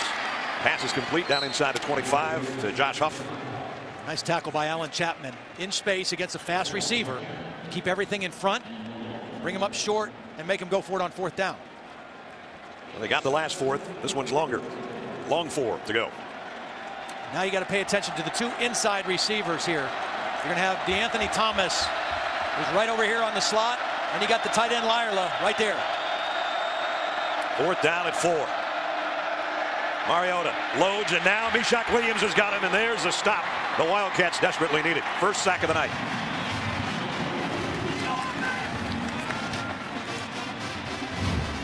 Good coverage downfield created this opportunity for Meshach Williams. You see the play action. Mariota has nowhere to go with the football, and this time he's not able to get out of the pocket. Everett Benyard, the 3rd, was the tackle, got beat by Meshach. We've seen Mariota be able to get outside quite a bit today. That time, Meshach said, nuh-uh. So Colin Klein on the offense with an opportunity here from the 28-yard line. Pump fakes. Wanted to go long. Now he does go that way over to Harper. And was the ball out at the end of the play? Guess not. Ruled down after a pickup of 6 or 7. Haven't been able to get anything downfield with the passing game. And that time of possession was all big for Kansas State in the first half. And the 3rd quarters belonged to Oregon. But the key with time of possession is you have to pay it off with points. And they weren't able to do that enough when they had chances in the first half. And now Oregon has extended their lead. 2nd and 4. Hubert got the first down as he got out to the 39-yard line. Let's check in with Holly. Well, Colin Klein's a great leader, guys, but usually he does it by example. He's not a rah-rah guy over on the sideline. So I believe it means something when, before this possession, he got over, got in the faces of his offensive linemen, are like, come on, guys, you've got to help us out here. They were great in the first half, but they've taken a step back trying to get this running game going. That drop line is what's unique. 10 yards rushing is all tonight for Colin Klein. Hubert follows his blockers well, and he's got 12 or 13 yards on another first down, and he's into duck territory. Keenan Taylor, the right guard, pulled out in front of him on that play. Good patience that time by Hubert. As we tick down to the end of the 3rd quarter, there's still time for them to run the football if they can get some points in this drive. And they're not built offensively to just drop back and throw it every down. Last play of the 3rd quarter, barring a penalty. Klein loads, reloads, and now Colin's going to run with it. And made one guy miss. And he got a big gainer down the sideline. To the 32-yard line to end quarter number 3. Pocket in motion toward the ball. It gives to Hubert.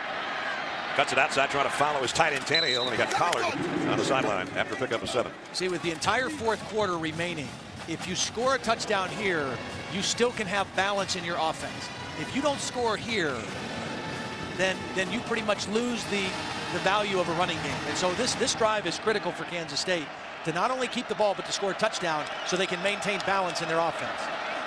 Hubert cuts back to the middle and got 2. Actually still not down, and now he is. Taylor Hart wasn't going to let him go anywhere. Hart, another big defensive end. The 2 defensive end starters for Oregon are 6'6" and 6'7". 3rd down and 1. Got to be 2 down territory no matter what for Kansas State. They might not get too many more chances down here near the red zone. I think it'll be a Colin Klein run to the right here. It will be. And I don't know if he got this. Really close. Depends on the spot. Tip of the football just touching our yellow line, but of course the chain gang will come out here to make sure that our line is perfect. Credit the Oregon defense. They knew coming in they were going to face a different kind of quarterback in Colin Klein. More designed runs than they've ever seen. And they have made him earn everything running the football tonight. Got it by that much. Yep. So the drive stays alive. Remember, their red zone misses tonight. They missed a field goal. They made a field goal. And they got a touchdown. And if they get back in here, they've got to keep this one going. Again, that full house backfield with Wilson, the fullback, in front of Hubert. Now they may shift to the other side, and that might mean option coming this way. Again, the movement of Humuli, number 90, I think has caused some problems. Throw out. Harper makes a nice cut. And another one back to the sideline before a whole flock of ducks finally shows up. He got 9 yards. I bet Ricky Hamuli's eyes lit up when Nick Aliotti said, you know what we're going to do in this game more of? We're going to put you in the game, and we're going to let you stand up in a 2-point stance and play like a linebacker instead of going in there and getting double teamed on the nose the whole game. It's a whole different look. He's on the nose right now. And Nick Pitts. False start. No 50 on the offense. It's a 5-yard penalty. Still second down. 5th penalty, I think, for Kansas State. Again, that's been one of their strengths coming in. One of the least penalized teams in college football, averaging 3 penalties per game. And they're already over that mark. And they back themselves up again near the edge of that red zone at the 18. Second down at 6. Hubert's been good on this drive, and he's good again. Looks like he might have another first down.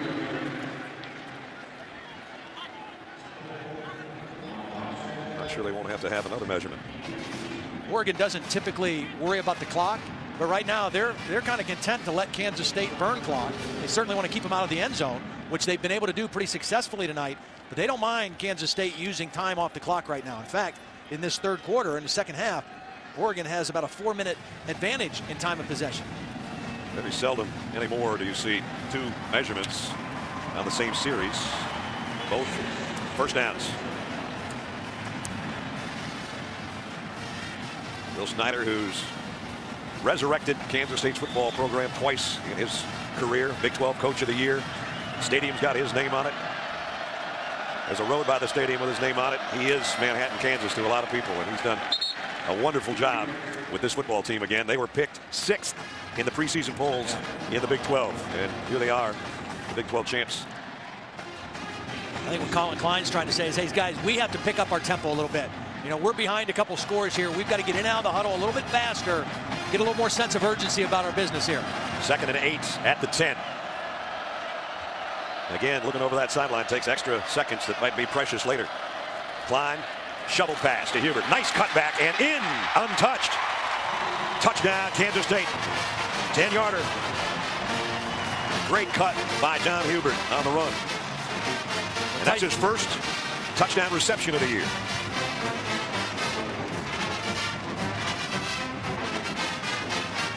Michael Clay is the guy down on the play.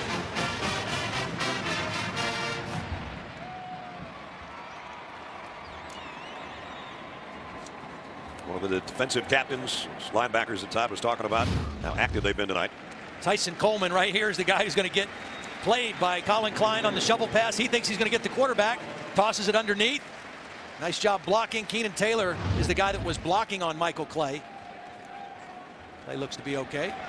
So a good drive, 5 minutes it took from the end of one quarter to the beginning of the other, but a much needed touchdown, and trying to get it back now to a 2-possession ball game is Anthony Cantelli. And it's good. So there is hope for Kansas State. Okay, 94 yards for the touchdown, and that sort of set the table for how Oregon's played in this one tonight. And Thomas will have another chance from around the tree. Runs out of real estate on the far side and the 29-yard line. Marcus Mariota has not had a big number night. He threw for 2 touchdowns, 166 yards passing.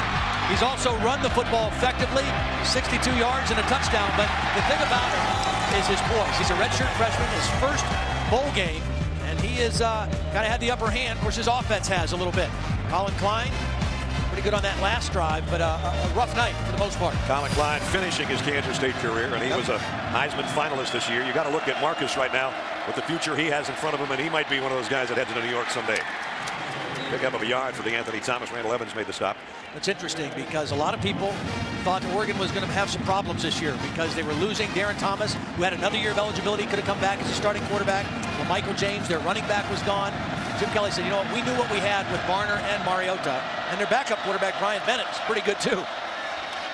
Here's Barner for 4 more. We're under 11 minutes remaining. Barner was one of those guys that was kind of always the second fiddle to Michael James, but whenever he played and got the ball, he was extremely productive. And this year, in his first year as the feature guy, he has had a monster year. He had 195 yards or more rushing 4 times this year. That's incredible. Mariota fires behind the Anthony Thomas. That one into the dirt. Well, the good thing there for Kansas State, not only do they get the stop, but the clock stops on the incomplete pass. And we'll bring up a punting situation for Jackson Rice. And Colin Klein getting his headgear back on and ready to come back out there. As Todd said, that didn't last long. Only 68 seconds off the clock. Big punt. Jermaine Thompson trying to get his hands on this one. Backpedals, made one guy miss at the 10. Now he's got a little bit of a wall, but a flag's going to fly in. We're going to have a illegal block on the return. And a long field facing Colin Klein in Kansas State. Carl Miles might have been the guilty party. On the return, we have a block in the back. Number 19 of the return team. Half distance, first down. Timeout on the field. That backs it up, and Kansas State's going to be. The good news is they got the ball back. The bad news is they're a long ways from the end zone. Colin Klein from his own goal line. Flushed out of the pocket. Throws on the run. Completes it out to the 13 to Tyler Lockett.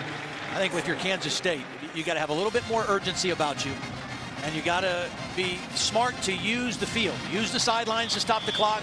You know the clock stops on first downs. You don't have to go to a straight out hurry up offense, but you have to play with more urgency than you have at any point in the game so far. 3 wideouts to Colin Klein's right. But he'll keep it on the ground to Pease. Pease running that way. Got some good blocks from his wideouts. And he got it out around the 28-yard line. 14-yard run by Angelo Pease.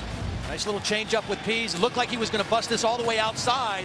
And he made a nice quick cut. Planted that right foot. Cut inside for the first down. And again, the clock stops as they reset the chains. And you're back ready to snap the football. With about 9.5 minutes remaining, they'll get the snap. And now we've got false start again. This time it's Cornelius Lucas. 78 offense. It's a 5-yard penalty. Still first down. And that one just flat looked like he didn't know the snap count. That's the 7th penalty against Kansas State. That's a lot for them. I think Kansas State's taking too much time at the line of scrimmage, Joe. At this point, you're not going to get the perfect play called from the sideline. Yeah. You got to go up there, let Colin Klein, your senior quarterback, call more from the line of scrimmage and run your offense. And here he is trying to run to get back to the line of scrimmage, the original line of scrimmage, and can't get there. They got a couple. Now again, as Todd says, you got to get lined up and go, because we're under 9 minutes now remaining. And remember, they used one of their timeouts way back at the very beginning of the 3rd quarter. They need Lockett to make a big play for him in the slot. And he's a guy that could create a big play opportunity. Crossing route to Lockett, but only a gain of 3. That's about all they've completed is some of those short crossing routes tonight. Again, you know, this Oregon defense that's played well, and they've played some good wide receivers and quarterbacks in the Pac-12. That's what you face week in and week out. I don't think they feel threatened down the field by these Kansas State wide receivers. Harper is up to the top of your screen. And again, way too much time being used. 3rd and 9 for the Wildcats. Klein throws and in and out of the hands of Tremaine Thompson. Broken up by Troy Hill on the sideline. And so they started at their own 8-yard line and could only get out to around the 28s, and they're going to have to kick it away. Braylon Addison has been doing a great job on fair catching tonight for Oregon on the punt returns, and he's got to be sure-handed about this one too. There's the fair catch. He bumped into his own man, and he still made the catch. Tell you what, this guy's got pretty good hands. Yeah. He caught that one on his back, didn't he? He did. Straight BCS game, and they've got the lead with 7:38 remaining. Kenyon Barner out close to the 45-yard line.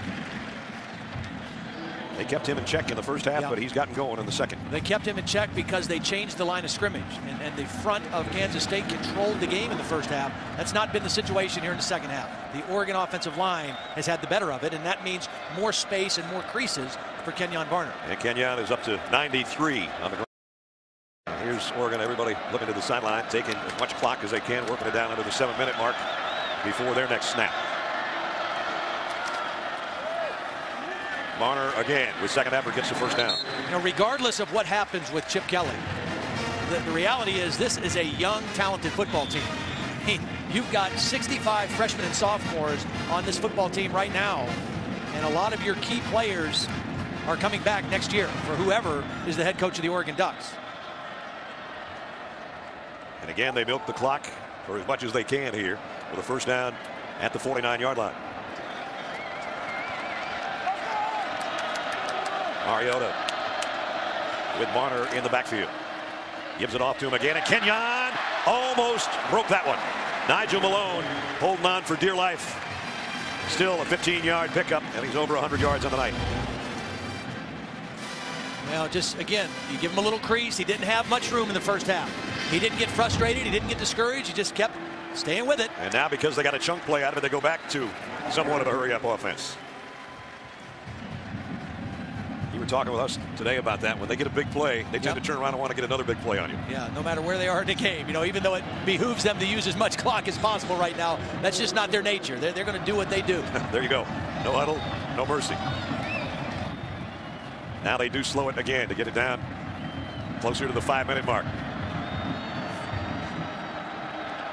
High snap. He gets it to Barner anyway, and Kenyon's got another first down. Well, Childs made the stop, but 6 more yards, and they move the chains again.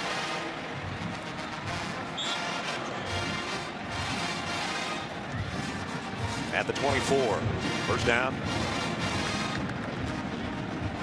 Mariota wants to snap, and now he'll stand back up, look to the sideline, get it down under 5 minutes. Leading by 15. Talk about the youth of this team. I mean, you look at that offensive line. You've got 2 seniors at the guard position, but a sophomore center, a redshirt freshman left tackle, and Tyler Johnstone, and a sophomore right tackle. Barner with a stiff arm on Brown, of all people. Would you see him stay in bounds, too?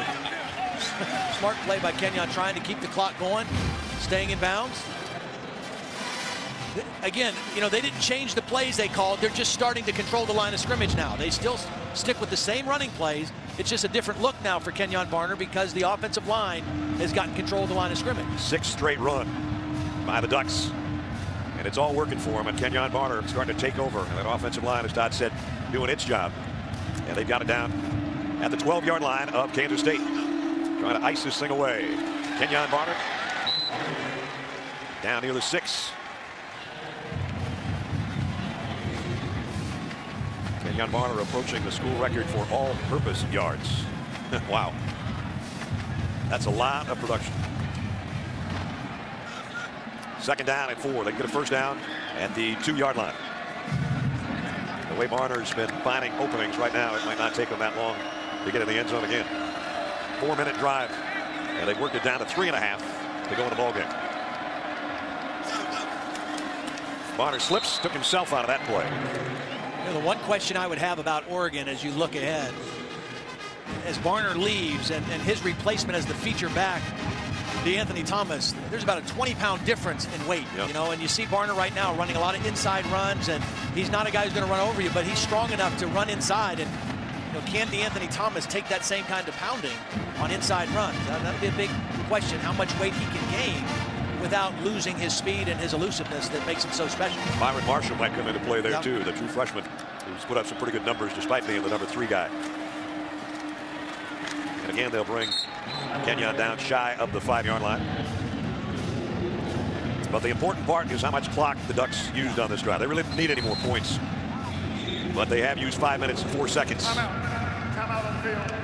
K-State. Kansas State's going to take its second timeout. They've got 1 remaining and just 2.5 remaining in the Tostitos Fiesta Bowl. Donato for a 23-yard field goal attempt.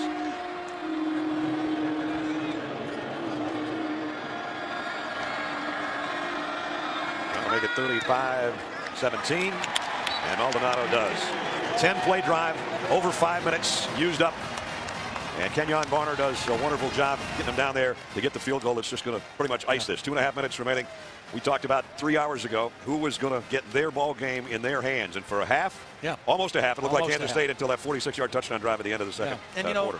They set the tempo. They possessed the ball. They didn't score enough points when they had opportunity. And to beat Oregon, you have to score points. And then Oregon, starting with that last minute of the first half and then into the second half, took over the game and set their tempo for the game. And you know the thing I'm impressed with, Brad, I'm impressed with the focus of the Oregon team. So much rumor speculation about Chip Kelly. Is he even going back with the team tomorrow? Is he going to stay here and interview with some NFL teams? Not just him, not just the players, but the assistant coaches. Because we asked Nick Eliotti, has he said anything to you guys? He hasn't said anything. And those are guys that are more concerned about where they might be and what their future might be, the assistant coaches, than the head coach. You know Chip's going to wind up okay, whatever he does. It's the assistants who there's a little bit more uncertainty with. And those guys all have kept their focus and their attention to detail and put together another masterful BCS Bowl performance. Their 4th straight BCS Bowl, and now they've got a 35-17 lead. They came in number 4. Now, depending on what goes on Monday night, they could finish as high as 2nd in the country in the final standings, depending on if Alabama was to beat Notre Dame. But if Notre Dame made it a 2-point game or something, that might still be number 1 and number 2. But Oregon still has a case because the only game they haven't lost in regulation this year. The only game they lost was to Stanford in overtime. And speaking of number 1 and number 2, Monday night Discover BCS National Championship. Number 1 Notre Dame, number 2 Alabama. Coverage starts on Monday, 8 Eastern on ESPN and also live on Watch ESPN. You know, last year in Alabama's championship win over LSU, it was A.J. McCarron's coming out party, throwing the ball on first down. Beautiful night. Could this be the coming out party for Everett Golson, the quarterback for Notre Dame? It'll be a fun game to watch. He's certainly improved as the season's gone along. Golston, that is. And A.J. had another wonderful year for the Tide. Colin Klein getting set to end his career at Kansas State, and it's going to end with an interception. Eric Dargan bringing it back the other way. And finally run out of bounds. 31-yard interception return. As we take a look at the DirecTV Ultimate Picture Cam replay of this one. Well, both interceptions for Colin Klein, kind of in desperation mode right at the end of the first half and desperately needing a big play down the field. Double coverage, nicely played by the safety coming to help Dargan. And the last Kansas State drive probably snuffed out in one play. Not the way Colin wanted to go out with a 2-interception night after a brilliant career. And the joy that was on his wife Shaylin's face earlier when he scored a touchdown, it's dissipated. And for this Kansas State crowd, also, that has taken an effect. And I mean, they came in full force to back this team in this Tostitos Fiesta Bowl. There's a lot of purple in this building, but a lot of it is filed out now. And it's the Ducks fans that are having a good time. Well, you know, these are 2 outstanding football teams. But I mean, Oregon coming in, most people thought was a little bit better, and through the course of 60 minutes has proven that they're a little bit better. This is a team that was, you know, a missed field goal in overtime, potentially away from playing for a national championship. Now with a minute and a half to play, Marcus Mariota is going to take a knee here. We want to thank our crew for a sensational year. Scott Johnson and Phil Dean in the truck, our leaders. Up here in the booth, Whit Deans, Pat McGrath, the best in the business, our spotter and statistician, and everybody, all our guys in the tape and all our camera people. We're a family on the road, so the family splits up after tonight and goes separate directions. Some to basketball, some to other things. I go to watch basketball. That's what I'm talking about. Basketball. Another knee, and that's about going to do it. Now the Oregon Ducks proved that they are indeed worthy of their ranking. Chip Kelly getting hugged by his players on the sideline. They're wondering right now, I'm sure, if they'll get a chance to hug him again next year. And got to take one more snap, I guess. Bill Snyder again, a remarkable year for his Wildcats, but they're going to finish 11-2.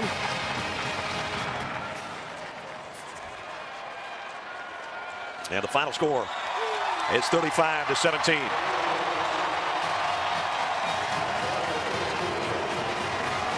Two really good coaches and much different philosophies and approaches probably. One's old school and one couldn't be any more new wave. But a heck of a football game. And I know a lot of respect between those two guys.